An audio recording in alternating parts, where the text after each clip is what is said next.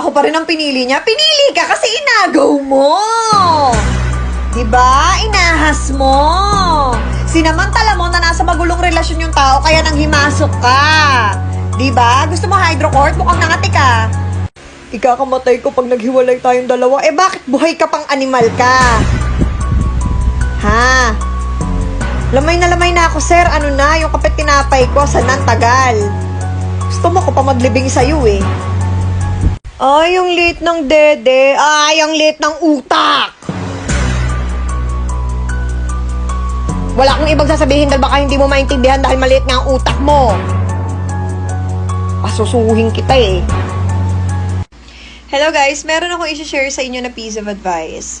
Merong nagtanong sa akin, sabi niya, Ate Meiko, hindi ka ba na-trauma or hindi ka ba natatakot na maloko ulit? Paano mo na-overcome yung takot mo since na-experience mo na nag-cheat sa'yo yung partner mo? You know why? Bakit hindi ako takot na maloko?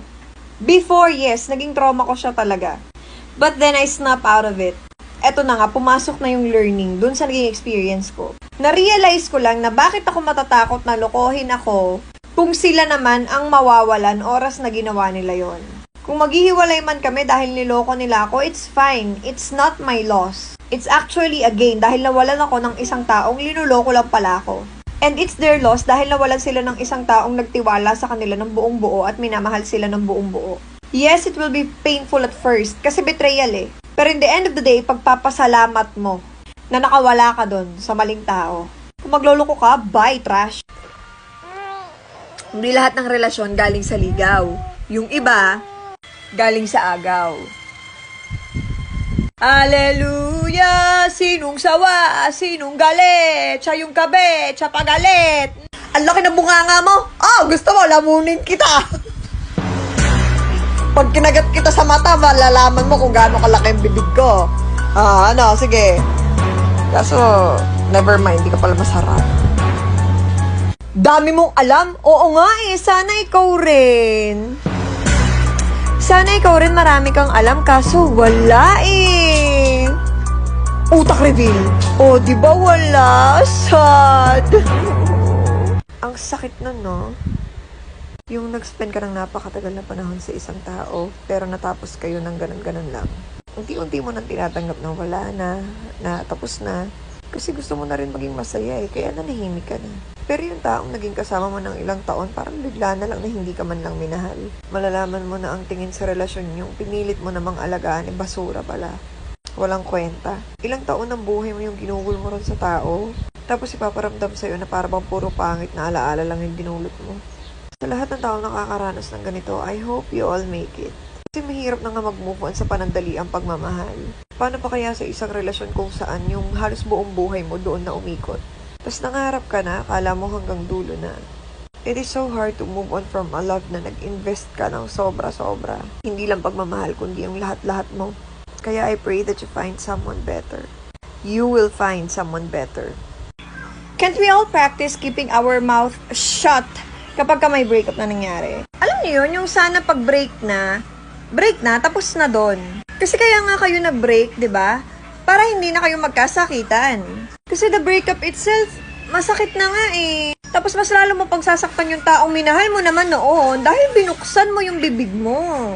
Unless talagang sinaktan ka niyan, winalang hiya ka niyan, go ahead and expose that person. Pero kung nagkaroon ka naman ng magandang alaala dun sa tao, minahal mo naman, di ba? Hindi naman na siguro mahirap na magbigay ka ng kahit konting respeto lang dun sa ex mo, di ba? Dahil you shared memories together. Nangarap ka kasama yung tao na yun, minahal mo yung tao na yun, unless peke ang pinakita mong pagmamahal all throughout the relationship.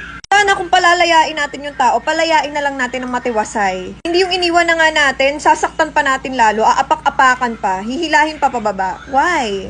We should all grow up. Uy, alam mo ba si Meiko? Oy, ako hindi ko pa alam! Bakit hindi mo sa akin i-chika, ha? Nang makorek naman kita kung may mali sa istorya mo. O kaya baka may makwento ka sa akin istorya na hindi ko pa alam tungkol sa sarili ko. Chismosang to? Ano ba yan? Ang baba naman ng tagay. Ay, wow! Teka, sandali. Nag-ambag ka ba? Ha? Hindi ka na nga nag-ambag. Naghanap ka pa ng kanin. Inulam mo pa yung sisig. Ang lakas mo pa sa chaser, ha? Inubos mo pa yung happy tsaka yung sugo. Paluin kita ng bote. Ay, hindi ka nakatapos. Mapapariwara ka na. Gusto mo ikaw ang tapusin ko? Hindi porket hindi ako nakatapos, ibig sabihin nun, tapos na rin yung buhay ko. Ha? Pero palagay ko yung mapapariwara nga ako pag binuksan mo pa yung bibig mo. Makulong pa ako dahil sa'yo. Ay, haba naman ng baba mo. Gusto mo, isaksak ko sa'yo. Sige. Magandang balita yon, isang lalaki namatay matapos sumasaksak ng baba. Gusto mo yan? Mas mahaba pa yung baba ko kaysa sa buhay mo. Ano? Uy, ano na? Kailan ka mag-aasawa na pag-iiwanan ka na? Uy, ano na? Kailan ka mamamatay? Ang dami nag-aantay. Wala desisyon na to? Jowa ka? Wala pa? Asawa pa gusto mo? Sobra ka, ha? Puro kayo sabi na manikit by happiness. Di, bigay nyo sa akin ang pera. Ibigay nyo sa akin ang pera. Huwag na kayong mahiya. Ibigay nyo na. Ako, sasaya ako. Oo. Yung anak ni Tonya successful na. Kailan ka kaya? Yung kapitbahay namin chismosa patay na. Kailan ka kaya? Kumpara ka ng kumpara, ha? Ikaw ba maunlad ka na? Bunga nga mo, ha? May maganda ka sana kung naging matangos ka, eh. Maganda sana kung hindi ka pinanganak, eh. Pag kinaltukan kita sa ilong, tignan ko kung saan kadaling yung tangos mo, eh, ha? Tulak kita sa bangin, eh. Puro ka flex, yabang mo, nagkapera ka lang. Baka inggit ka lang. Yung pera ko, pinagtrabahuhan ko yan. Try mo kaya mag-work para naman di nakaluwa yung mata mo dyan. Huwag inggitera, ha? Gusto mo umutang? Ganda mo sana kaso may pimples ka. Ganda mo sana kaso hindi talaga, eh. Hindi talaga. Pag di hinihingi yung opinion mo, tikong bibig, ha? Wow! Outing ka ata ng outing. Daming shopping. Baka gusto mo magbayad ng utang.